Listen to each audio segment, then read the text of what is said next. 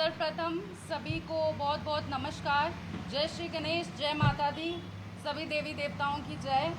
और मैं आपकी अपनी बेटी खुशबू भगत, जो पिछले कई लंबे समय से आप लोगों के बीच बनी हुई थी, जम्मू कश्मीर अपनी पार्टी में कार्यरत होकर और उससे पहले कांग्रेस पार्टी में कार्यरत होकर आपकी सेवा में लीन थी। आज मैंने ये निर्णय लिया है और मैं सब साथियों के साथ साझा करना चाहती हूँ, सभी कठुआ वासियों के साथ साझा करना चाहती हूँ, क्योंकि जो मेरे बुज़ुर्ग थे, मेरे गाँव वासी थे, मेरे निवासी थे कठुआ के, जो भी मेरे साथ जो है आशीर्वाद मेरे को देते रहे समय दर समय और जिनकी मैंने सेवा की, उनसे चर्चा करने के बाद मैंने ये निर्णय लिया कि मैं कठुआ में जो है चुनाव का ऐलान करती हूँ और मैं इंडिपेंडेंट आज़ाद उम्मीदवार के तौर पे मैदान में उतरूंगी। पुरजोर तरीके से हम जो है कठुआ की लड़ाई लड़ेंगे, क्योंकि मैं कठुआ को ये समाचार देना चाहती हूँ, ये जो है उनको मैसेज देना चाहती हूँ कि जो पार्टियाँ यहाँ पे सत्ता में थी, उन्होंने आपके साथ क्या किया ये आपने आज नहीं बल्कि मेंबर ऑफ पार्लियामेंट के टाइम पे देखा। आपके ऊपर डिसीजन थोपा गया। आज जो लोग आपके बीच में आपका प्रतिनिधित्व कर रहे थे, उनको पीछे हटाकर इन्होंने बाहर से पैराशूट के माध्यम से, जो कभी कांग्रेस पार्टी करती थी, आज वो भाजपा ने किया। मैं पूछना चाहती हूँ, आज इन्होंने मैनिफेस्टो में डेली वेजरों की बातें की, ये मर गए थे? पहले कहाँ थे? 10 साल से कहाँ थे? हमको जो है इन्होंने हमारा शोषण किया, जम्मू कश्मीर की जनता का शोषण किया। हमारी काली बड़ी में कितने एक्सीडेंट हुए? आप विशाल मेगा मार्ट की लड़ाई को याद कीजिए, सबके सब नेता मरे हुए थे। और मैं इन सभी से आज ये सवाल पूछना चाहती हूँ, उनको याद दिलाना चाहती हूँ, गवर्नर इनका, गृह मंत्री इनका, प्रधानमंत्री इनके, और ये कहते हैं कि हम सत्ता में आएंगे तो ये कर देंगे, वो कर देंगे। आज सत्ता किसकी है? जवाब दीजिए। आज समय आया है, आज इनको जो है सुप्रीम कोर्ट के आदेश पे इनको मजबूरी में आज यहाँ पे चुनाव का ऐलान करना पड़ा। और जब इनकी मजबूरी सामने आई तो ये पता चला कि टिकटों की तो बिक्री हो रही है। जो आपके बीच में कार्यकर्ता बनके भाजपा के, कांग्रेस के काम करते थे, आज मौके पे वो उनको पीछे कर दिया गया और आपके बीच में नए चेहरे आप पे थोप दिए गए। और मैं ये समझना चाहती हूँ कि इतना ओवर कॉन्फिडेंस इन पार्टियों को है, जो कहती हैं हम कुत्ता भी भेजेंगे तो वो भी जीतेगा। मैं कठुआ से पूछना चाहती हूँ, क्या ये बात सच है? ये गधे को भेजेंगे तो आप जिताएंगे, ये कुत्ते को भेजेंगे तो आप जिताएंगे, क्या ये बात सच है? मैं इन लोगों को यहाँ बैठ के ये संदेश देना चाहती हूँ कि आप मत समझें कि मजबूरी में आपके लोगों को हम जो है वोट डालेंगे। कठुआ की जनता पागल नहीं है। कठुआ की जनता हर उस समय को जानती है, हर उस समय को याद करती है जब ये आपके पीछे पीछे घूमते थे।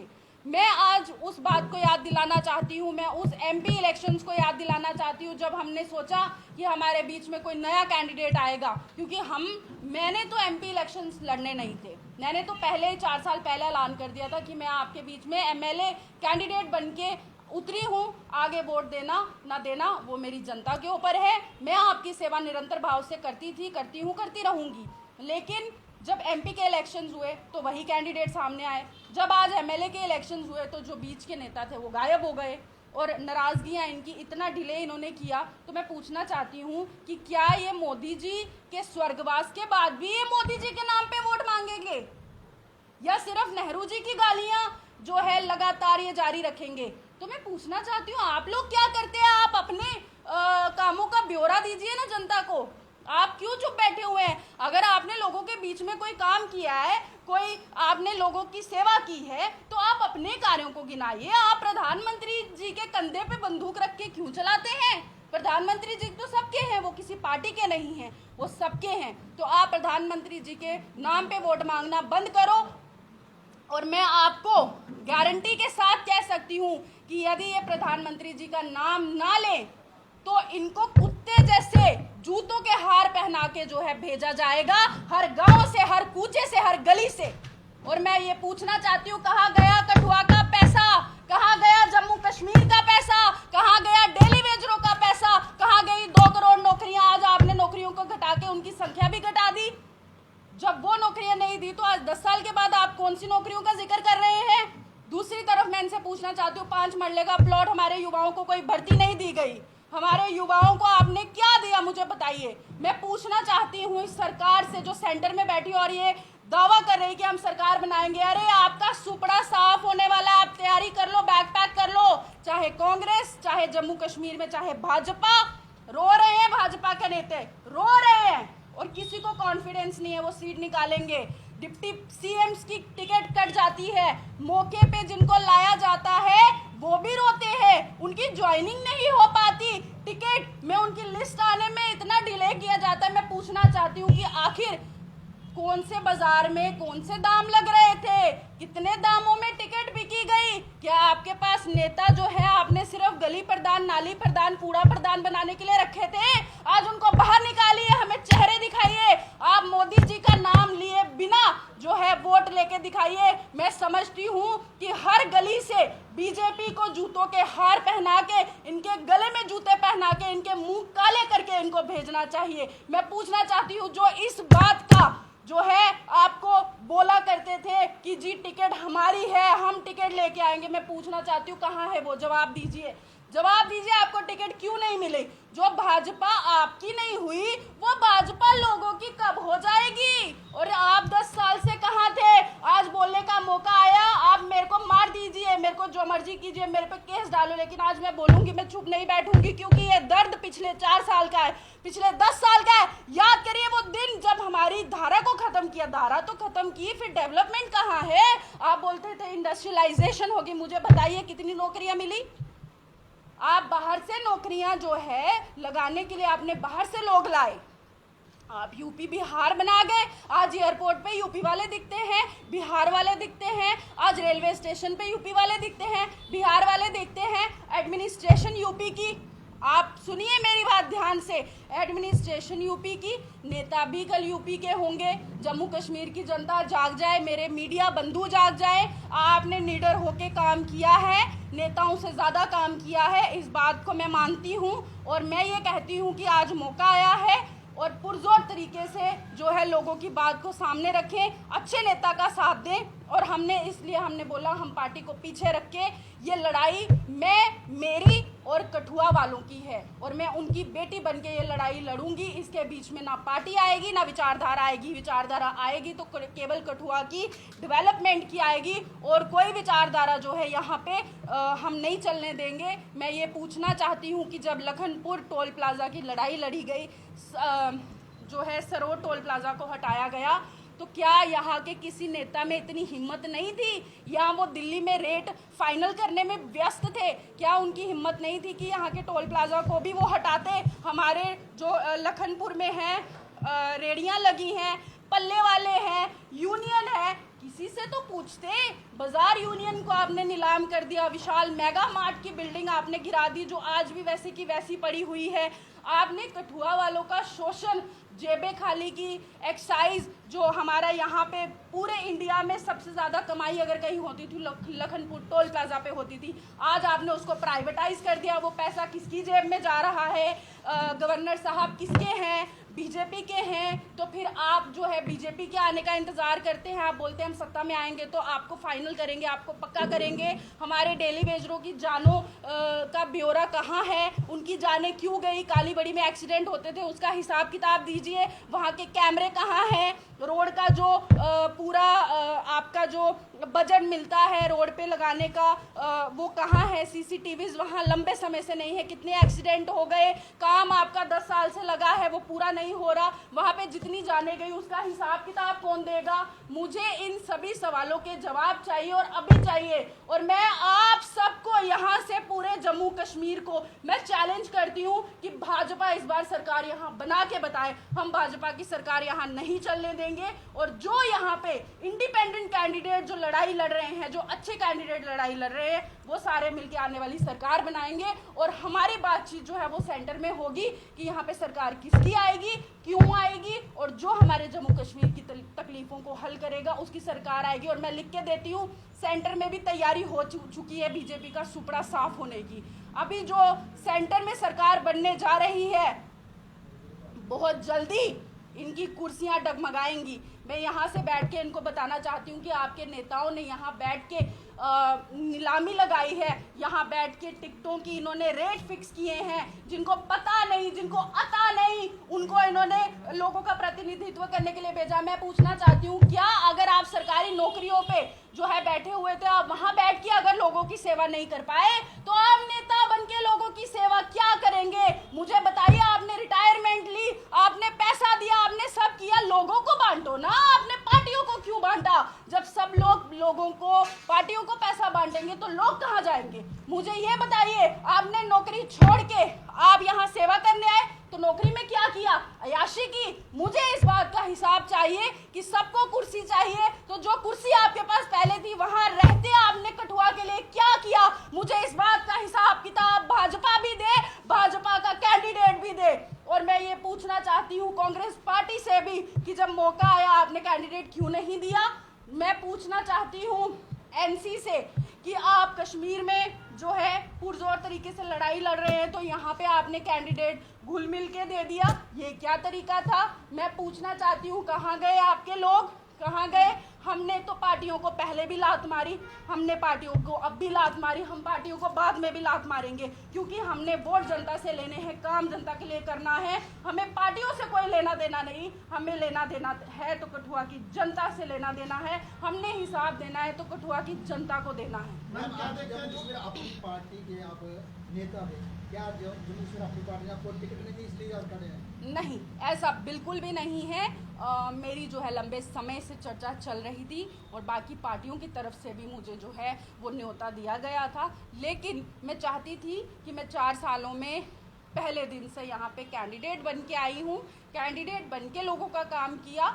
मेरी जो है लोगों से अपना ताल्लुकात है, मैं उसको पक्का करने के लिए जो है मैंने पार्टियों को पीछे करके मैंने लोगों की लड़ाई लड़ने का, क्योंकि अगर मैं पार्टी में रहूंगी तो उनकी विचारधारा के लिए मुझे लोगों के साथ धोखा करना पड़ेगा, जो मुझे मंजूर नहीं। ना मुझे भाजपा की विचारधारा से कोई लेना देना है, क्योंकि भाजपा की जो विचारधारा है वो युवा विरोधी है, कांग्रेस की जो विचारधारा है वो भी आपने देखी लंबे समय से। इसीलिए मैं ये चाहती हूँ कि जो हुकूमत आएगी हम उससे चर्चा करके बाद में इस बात का लोगों से डिस्कस करके कठुआ के बाद में निर्णय लेंगे। अभी मैं लोगों में जो है आज़ाद उम्मीदवार के तौर पर। जो सरकारी बाबू बीआरएस लेकर पार्टियों में आ रहे हैं, क्या लगता है कि उन राजनीतिक दलों को उन्होंने नौकरी में रहते हुए अनड्यू फेवर्स किए होंगे, तभी बिना ज्वाइनिंग के मैंडेट दे दिए गए, या फिर यूँ कहें एक दिन रिटायरमेंट हुई और दूसरे ही दिन गले में हार पहना दिए गए?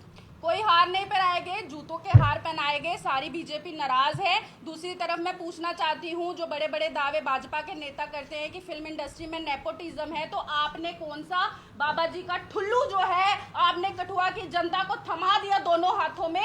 मैं पूछना चाहती हूँ, आपके पास नेता मर गए थे जो इतने समय से लोगों के बीच में घूम रहे थे? जो आप नेपोटिज्म की बात करते हैं, आप जो बोलते हैं कि जी राहुल जी जो है पप्पू है, नेहरू जी का नाम लेके आपने नेतागिरी अपनी चमकाई है, वहां पे नेपोटिज्म है, बच्चों को टिकट, तो जीजा साला की जोड़ी क्यों आप चलने दे रहे हैं? इसका जवाब दीजिए। ये साला जीजा की आखिर क्या गठबंधन है, इसका जवाब मैं मांगना चाहती हूँ बीजेपी से, यहाँ के इंचार्ज से, यहाँ के प्रभारी, यहाँ के सह प्रभारी जो बीजेपी यहाँ पे इनको छोड़ा हुआ है। मैं समझती हूँ ये लाइजनर है, ये कोई नेता नहीं है, क्योंकि अगर ये नेता होते तो इनकी सरकार पंजाब में होती। पंजाब से आके यहाँ पे राजनीति कर रहे हैं। मुझे बताइए, जिनको अपने इलाके में कोई नहीं जानता वो जम्मू कश्मीर के प्रभारी बन के बैठे हैं आप। मैं ये कहना चाहूंगी कठुआ की जनता को कि ये जागने का टाइम है, अपनी बेटी का साथ दीजिए और मेरे साथ जो है कठुआ की लड़ाई लड़ने में आगे रहिए, क्योंकि डस्टबिन बना दिया है इन्होंने गेटवे ऑफ जम्मू कश्मीर को, और ये बेटी जम्मू कश्मीर और कठुआ की डेवलपमेंट की बात करेगी। ये विकास के नारे थे वो झूठे थे, एक्सीडेंट के नारे जो है सच्चे साबित हुए। आप याद करिए उन सब चीज़ों को। मैं अभी ये कहना चाहूँगी कि कठुआ जो है वो विकसित जो है डिस्ट्रिक्ट बनेगा, गेटवे ऑफ इंडिया चमकेगा और पूरे तरीके से चमकेगा। क्या देखते हैं, इससे पहले भी भाजपा का एक नारा था कि जम्मू कश्मीर से उठाएंगे, लेकिन उसकी आड़ में स्टेट को तोड़ दिया गया, डेमोग्राफिक चेंज लाए गए, पॉपुलेशन चेंज किए गए, और यहाँ तक कि भाजपा के स्थानीय नेता का कहना था कि 1500 से 2000 डोमिसाइल मैंने तो बनवा भी दिए हैं बाहर के लोगों को। मैं ये समझती हूँ कि सब कुछ सामने आ चुका है, डोमिसाइल बन गए हैं, 5 मरले के प्लॉट फाइनल हो गए हैं। अगला जो एमएलए है वो भी बाहर से ही आने वाला है। तो इससे पहले कि ऐसा कुछ हो, जागिए, अपने बच्चों के लिए जागिए, अपने आने वाली पीढ़ी के लिए जागिए। मैं आपकी लड़ाई लड़ूंगी, आपके समर्थन के बिना नहीं लड़ सकती, इसलिए आपका समर्थन चाहिए, आपका साथ चाहिए, आपका सहयोग चाहिए। हम जो है रेंज रोवर में या वहाँ दिल्ली में बैठ के हम झोला लेके नहीं बैठे हैं। कठुआ में हमने संन्यास लेके बैठे हैं और लोगों के लिए संन्यास लेके बैठे हैं। आपके बीच में लंबे समय से बैठे हैं। मैं सिर्फ ये कहूँगी कि मैं कठुआ की जनता को ये मैसेज देना चाहूँगी कि पार्टियों को छोड़िए। ये पार्टियाँ किसी की सगी नहीं, और ऐसा कोई है नहीं जिनको इन्होंने ठगा नहीं। चाहे वो इन्हीं के अपने नेता हों, वो भी फंड देते हैं तो पोस्ट मिलती है, फंड दिए तो टिकट मिली। वही फंड हम जो है जनता में बांटते तो आज क्या का क्या हो जाता। मैं पूछना चाहती हूँ, यहाँ जो भी अफसरशाह आता है वो झोलियाँ भर भर के जाता है। वो यहाँ से जाने के बाद इतना अमीर हो जाता है कि वो पीछे मुड़ के ही नहीं देखता। बहुत आए बहुत गए, हर महकमे में आए, कठुआ के लोगों को पागल बना के गए, उनके हाथ में छुनछुना थमा के गए। और मैं बड़े बड़े अफसरों की बात करना चाहूँगी। हमने देखा कोविड में क्या हुआ, हमने देखा कोविड का फंड कहाँ गया, वो कहाँ है आजकल, दिखते नहीं। तो इसके लिए मैं ये कहना चाहती हूँ कि कठुआ की जनता जागे, मेरे साथ सहयोग करे, अपनी बेटी को जो है जिताने का प्रयास करे। और मैं सिर्फ और सिर्फ आपके भरोसे पे ये निर्दलीय चुनाव लड़ने जा रही हूँ, किसी की पार्टी के लिए नहीं, लेकिन अपने कठुआ के लिए, अपने कठुआ की जनता के लिए। आपके बीच में 4 साल से आपका कैंडिडेट बन के घूम रही हूँ। इस शेड्यूल कास्ट सीट के ऊपर अपनी बेटी खुशबू भगत को विजय बनाने का काम अगर कोई करेगा तो वो आप लोग करेंगे। मैं ये समझती हूँ कि मुझे जो है विजयी बनाने वाले आप लोग हैं। आपके बिना मैं कुछ नहीं, और आपकी सेवा निरंतर भाव से और सेवा भाव से बिना किसी जो है लालच के मैं करने का प्रयास करूंगी, और मैंने की है। आपने देखा, यदि आपको लगे कि मैं इसके लायक हूं तो आप सब मुझे अपना आशीर्वाद देंगे। मुझे इस बात का विश्वास है, और मैं ये नारा लगाऊंगी यहाँ से कि हमको हिंदूवाद का सर्टिफिकेट नहीं चाहिए। हम पैदा हिंदू हुए, हमें कॉन्स्टिट्यूशन ने शेड्यूल कास्ट बनाया, रिजर्व सीट कॉन्स्टिट्यूशन की वजह से मिली, बाबा साहब अम्बेडकर की वजह से मिली। और आगे जो है हम इस देश को विकसित बनाएंगे, सोसाइटी को विकसित बनाएंगे। धर्म जो है वो हमारा अपना मंदिर में बैठ के करने का काम है, वो हम वहाँ करेंगे। और मैं ये संदेश देना चाहती हूँ कि सब मिलकर इस सोसाइटी को सेफ बनाएं। वो दिन दूर नहीं जब ये आके आपकी बेटियों को नोच नोच के खाने वाले हैं। यदि आपको अपनी बेटियों को सेफ करना है तो खुशबू भगत का सहयोग दीजिए। हर एक बेटी को जो है सेल्फ इंडिपेंडेंट बनाने का प्रयास किया जाएगा। नॉमिनेशन की तारीख जो है वो मैं अपने वकील साहब से चर्चा करके 11 तारीख को हम ये दिन करेंगे, और उससे पहले एक दिन शाम को मैं जो है अपने मीडिया बंधुओं से चर्चा करके एक प्रेस कॉन्फ्रेंस, यहाँ हम एक संदेश जो है वो जारी करेंगे अपने पत्रकार बंधुओं के माध्यम से।